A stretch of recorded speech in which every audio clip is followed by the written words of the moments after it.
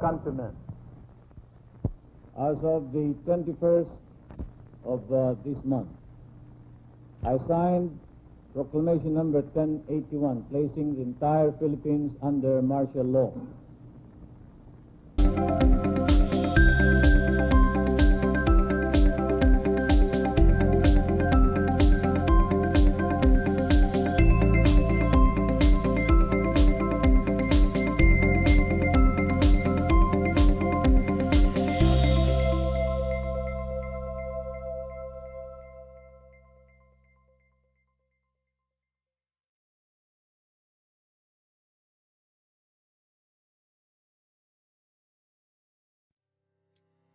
The second term of President Marcos was faced with many problems. Poverty worsened, gap between the rich and the poor widened, disorders spread in the country, one street demonstration followed another. Nationwide, the problem with peace and order became more severe. President Marcos believed that there was no other way to solve serious issues besetting the country than by using absolute power. That's why, on September 21, 1972, a historical event that many Filipinos would never forget took place. President Marcos issued Proclamation 1081, declaring martial law all over the country. Putting the country under martial law is a severe step or measure that the government can take to avoid dangers like rebellion, invasion, and widespread violence. And it was said that life changed when President Marcos placed the Philippines under martial law. Before we begin our lesson, I ask your thoughts about martial law. And these are the responses I got. Military controlling the country. Soldiers are ordered to control people. Power is turned over to military. Setting of direct military control of civilians in response to an invasion or major disasters. Strict implementation of the law. Crimes are everywhere. Made President Marcos powerful. A powerful law that can suppress current laws. Tortured for wrongdoings. No going out. Quarantine, President Marcos stabilizing the law, curfew and less crimes, and military government.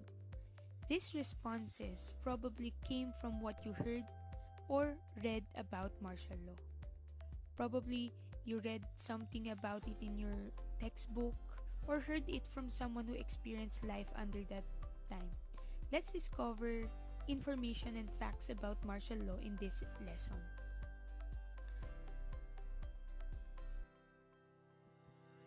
Our objectives for this lesson are as follows. First, the students are able to analyze the problems and challenges to the independence and nationhood of the Filipinos under martial law. Next, discuss the people's negative response that led to the formation of groups against martial law. Third, discover and describe the experiences of some specific people during the martial law period. And weigh the pros and cons of martial law. So here are the salient points of this lesson that we need to discover. First, events that led to the declaration of martial law. Next, general laws and policies implemented under martial law. Third, reactions and response of people. Results of martial law. And finally, reasons ending martial law. Now, we are ready to know more about the significant and unforgettable part of history of the Philippines. Let's brace ourselves for this lesson. Let's start with the events that led to the declaration of martial law. Starting with the emergence or the rise of the leftist groups. Leftist groups are groups that support social equality, often in opposition to the social hierarchy, meaning they are against some of the current policies or programs implemented by the government. And we have three leftist groups that emerged during that time. The first one, we have the Communist Party of the Philippines. They had an ideology of communism in which it is a social political movement. Its aim is to set up a version of society based on the common ownership of the means of production and would not rely on social classes or money. There would be no rich, no poor, everything is owned by the people. The Communist Party of the Philippines is an organization founded in 1968 by Jose Maria Sison, a former professor at the University of the Philippines, in which it seeks to establish a new democratic state in the country that would be led by the working class and be free from the influence of the United States of America. The principles that the CPP upheld were based on the ideology of Mao Zedong, the leader of communists in China. So they have this logo on the upper left side of the picture. Next, we have the New People's Army or Bagong Hukbong Bayan or NPA. So the New People's Army was founded in 1969. In fact, it is the armed wing of the CPP. It was made up of farmers fighting against the abuses of the landowners who possessed the lands that they tilled. Eventually, different types of people joined the group because they were attracted to the life under communist rule. The movement spread nationwide until today. And lastly, we have the Moro National Liberation Front or Mnlf. This organization was founded on March 18, 1968 by Nur Miswari, another former professor of the University of the Philippines, which was composed of Muslims who wished to build a separate government called the Republic of Bangsamoro, declaring armed struggle as its primary means to achieve this. It should be noted that the Muslims held a huge grudge against the government because of its alleged disregard for them. Mnlf declared that the Bangsamoro people wished to free themselves from the terror, oppression, and tyranny of Filipino colonialism. That's why in 1971, the Mnlf began their attacks. They particularly targeted Christian communities in Mindanao because they believed that Christians had seized their ancestral or inherited lands from them. Their actions put the stability of the government in peril and caused fear among the people. Next one was the worsening of peace and order in the Philippines during that time. Lawlessness and violence both in the urban centers and in the countryside became worse. The New People's Army gained strength so as student activism. Student demonstration often resulted in bloody riots between the military police and student activists. Because the people lost confidence in the government, students from different colleges and universities like the University of the Philippines, Philippine Normal University, and Philippine College of Commerce, now Polytechnic, University of the Philippines, held rallies and demonstrations which became frequent. Workers also joined strikes which often ended in bloody encounters with the police.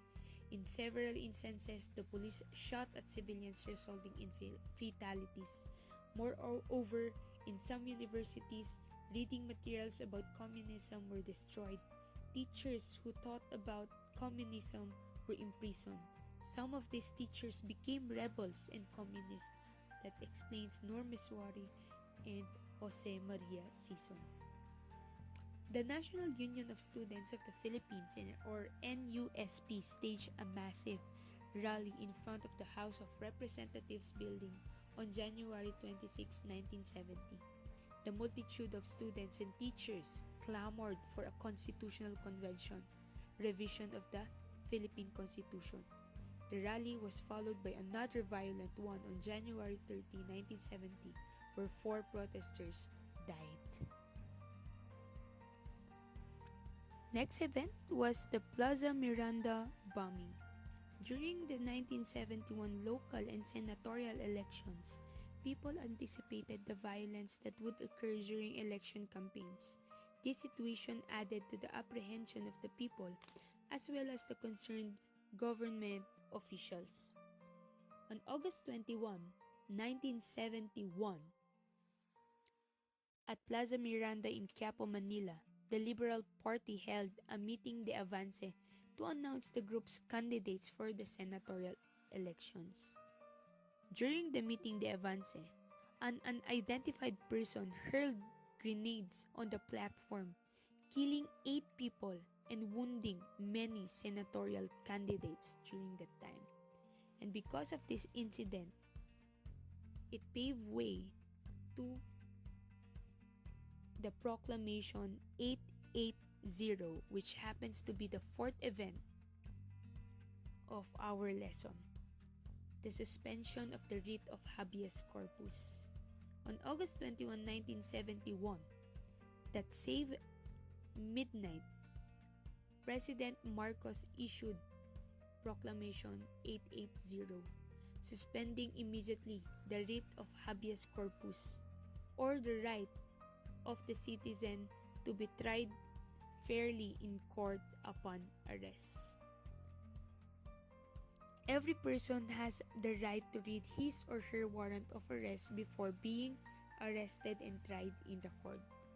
This privilege protects citizens from unlawful arrest. The suspension of this right paved the way for the arrest of alleged communists and other enemies of the government in order to maintain peace and order, secure the safety of the people, and preserve the authority of the state.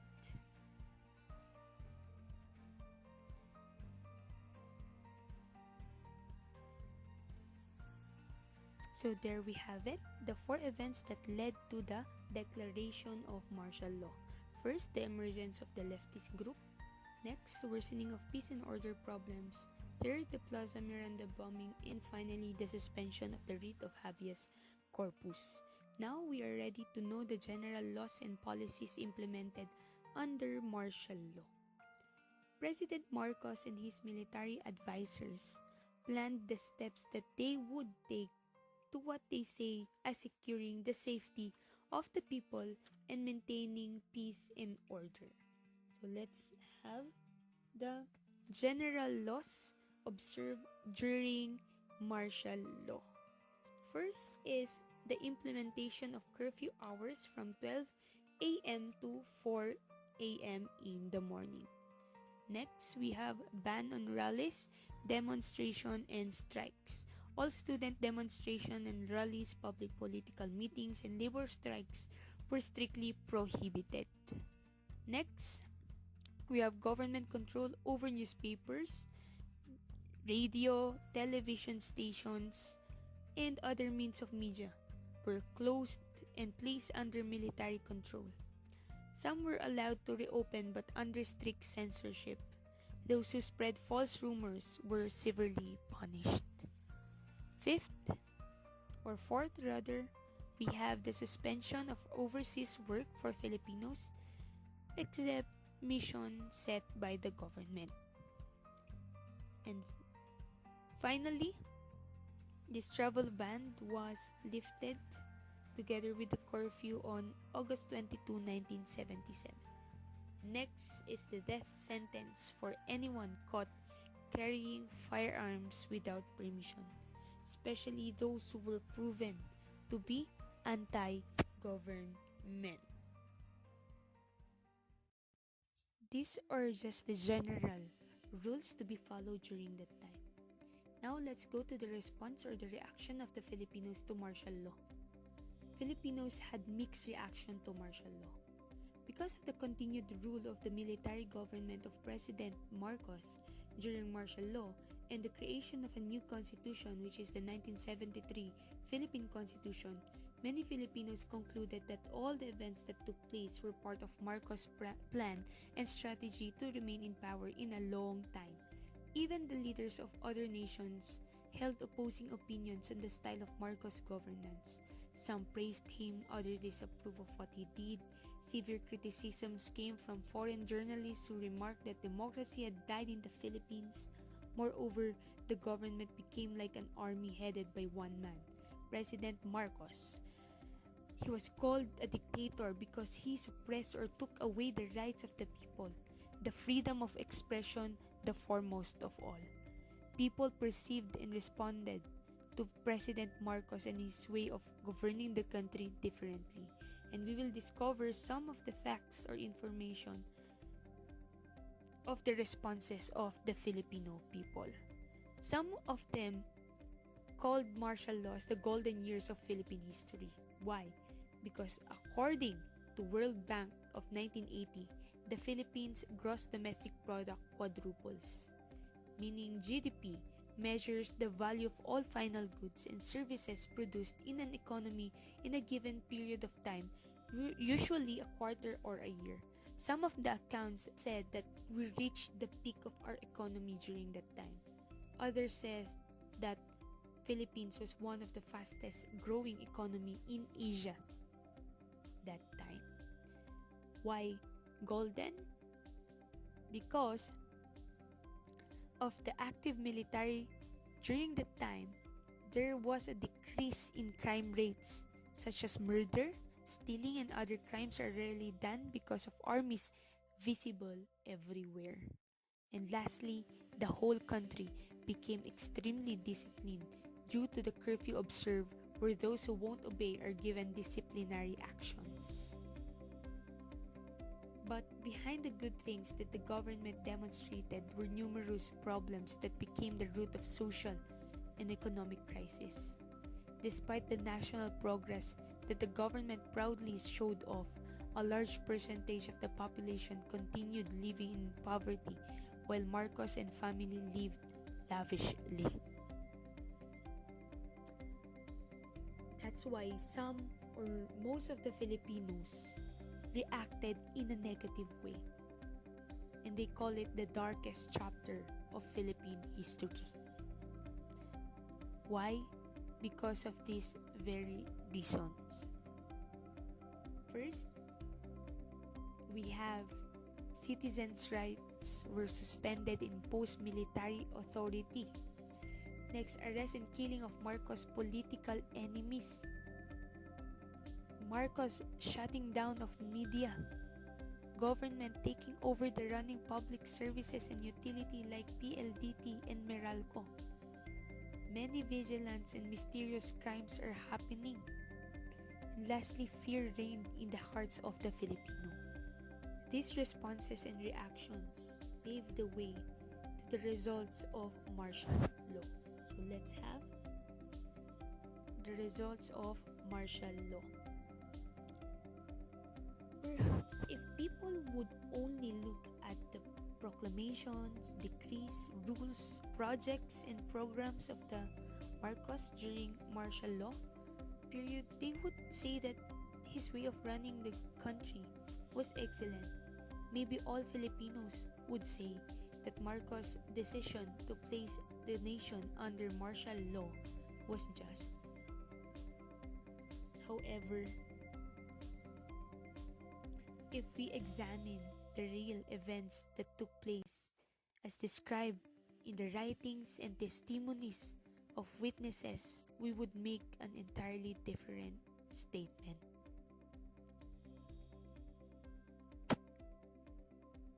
Based on the study of the critics, here are some of the positive and negative outcomes brought by martial law. Let's have the positive effects of martial law. First, the rice supply in the Philippines became sufficient, just like what he did during his first term of office in the Third Republic of the Philippines. Next, we have agricultural and economic industries flourished. Next, movement of communism was controlled but not fully prevented. Next, we have infrastructure projects were undertaken all over the country. This includes buildings, superhighways, bridges, and feeder roads in fields or on farms. Next, we have strong partnership with more countries, either they are communist or democratic in nature. Public schools, hospitals, and health centers were built. Housing projects for the poor and Filipino culture was given attention and valued. On the other hand, Marcos' rule also brought about negative outcomes. Some of these are the following. Nepotism spread in the country. This is the practice among those with power or influence of favoring relatives or friends, especially by giving them jobs, even though they are not qualified. Next, we have corruption in the government rose. Government rose officials pocketed large amount of money. Next, people were not informed about the corruption taking place in the government because media, newspaper, radios, and televisions were shut down. Next one, operation of public facilities and important industries ceased, including aircraft railroad, telephone companies, local electric companies. Human rights were suppressed. Marcos prohibited public meetings, student demonstration, and strikes, among other things. The freedom of expression was prohibited. And finally, political prisoners and anyone who was accused of opposing the government were tortured and killed. And that gave the reason to end martial law. Let's watch a video regarding the end or the lifting of martial law in the Philippines. And so as I now sign this proclamation in full view of our nation and the world at large, I am profoundly conscious of the tasks that remain, hoping that we shall not lose the momentum of our achievements so that those who shall come after us may carry the quest of a greater, a brighter world, a new society. I pray now, and I ask you to pray with me, as I prayed 8 years ago, that I am doing, that we are doing the right thing by our people.